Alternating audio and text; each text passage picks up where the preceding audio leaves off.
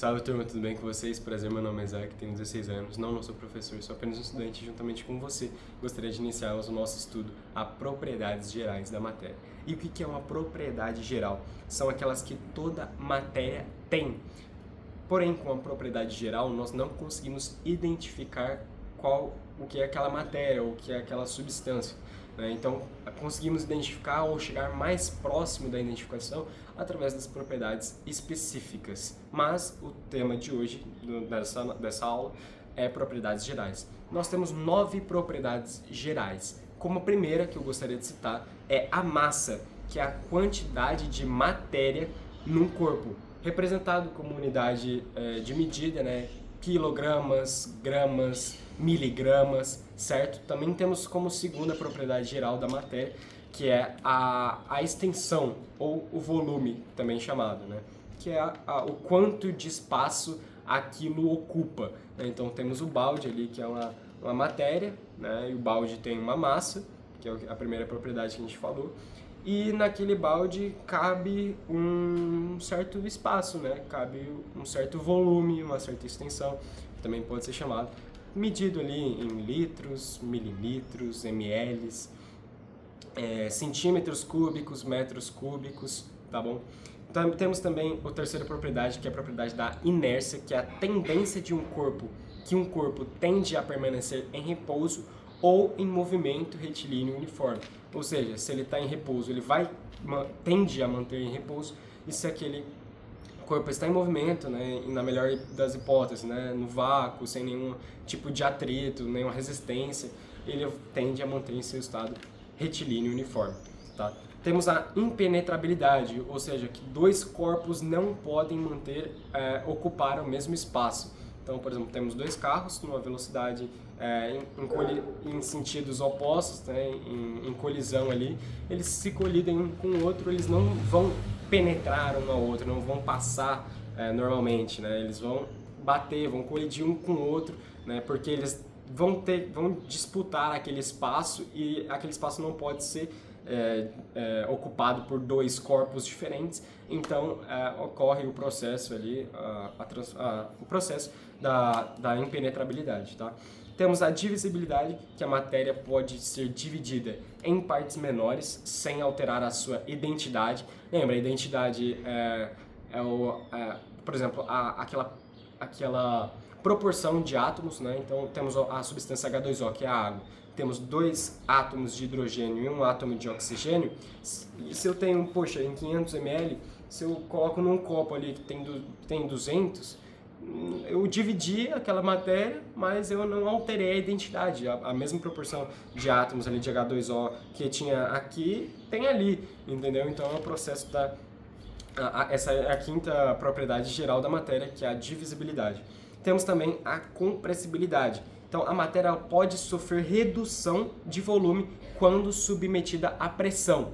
Então, nós temos um caso muito comum e que ajuda nisso, é o processo que o submarino ele foi explosão e implosão. Ele foi implodido debaixo lá da água, porque conforme ele vai descendo cada vez mais, tem mais água pressionando ele lá embaixo. Então, esse processo é o processo de compressibilidade. O ferro, eu não sei do que é feito, qual material que é feito o submarino, mas aquela matéria, ela pode ser comprimida. Então, é o processo da compressibilidade. Temos a elasticidade, a capacidade de um corpo retornar após cessar a força de deformação, Então, por exemplo, eu tenho essa camiseta, e eu puxo ela, então eu estou fazendo o processo de deformação, e a elasticidade vai ser a capacidade dela voltar ao seu estado anterior, após cessar a minha deformação. Então, cessou a minha deformação, ela volta ao seu estado. Então, esse é um processo elástico, da elasticidade. Inclusive, o elástico, ele leva esse nome, porque ele leva muito bem essa propriedade geral nele, que é quando a gente puxa, quando a gente solta, ele volta ao seu estado anterior.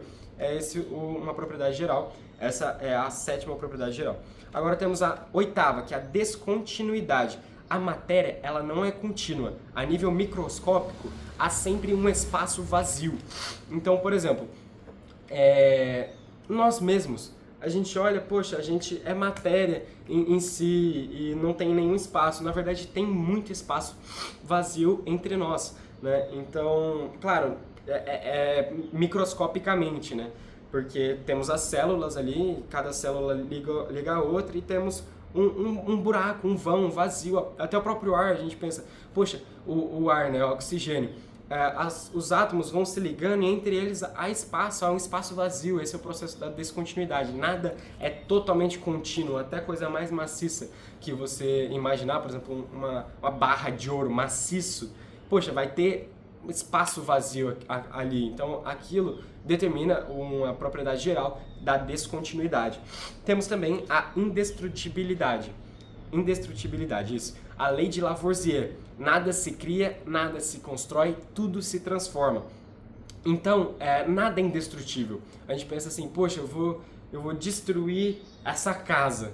Poxa, a gente só dividiu a casa em pedaços menores, em tijolo, em barro, mas aquilo não foi destruído, entendeu? Então aqui, né, nesse exemplo, eu dei duas propriedades gerais, a divisibilidade e a indestrutibilidade, porque não alterou a sua identidade e ao mesmo tempo, né, ela não foi destruída, não foi dissipada, né? Até a água, a gente pensa, poxa, se eu ferver a água sumiu.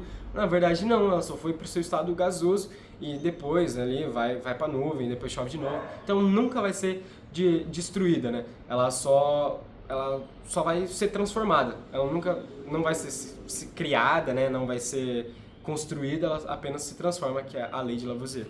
Agora, para finalizar essa nossa aula, gostaria de dar três diferenças. A diferença entre matéria, a diferença de um corpo e a diferença de um objeto. A matéria é tudo aquilo que tem massa e ocupa espaço. O corpo é a porção delimitada da matéria. E o objeto é a porção delimitada da matéria também, porém com alguma finalidade, formatada para algo. Então, ó, quero dar um exemplo legal para vocês, né? Eu tenho uma terra, que é uma matéria, que ela tem massa e ocupa espaço. Agora, se eu pego aquela terra, coloco aqui na minha mão, eu tenho um corpo, porque eu delimitei aquela terra nesse espaço. Então, eu tenho um corpo. Só que agora, nessa terra, eu vou fazer um barro, mostrando água, né, tudo bem, mas eu vou fazer um vaso, né, um vaso de barro. E agora eu tenho um objeto, porque eu dei finalidade àquele vaso, eu vou colocar uma flor dentro daquele vaso. Então, nós temos essas três diferenças. Lembra, a matéria é uma massa, né, algo que tem massa e ocupa espaço. O corpo é uma área delimitada daquela matéria. E o objeto também é área delimitada da matéria, porém com uma finalidade. Tá bom? Espero que você tenha gostado dessa aula, espero que tenha sido bem claro, bem objetivo. E deixa o like, vejo você na próxima aula. Tchau, tchau.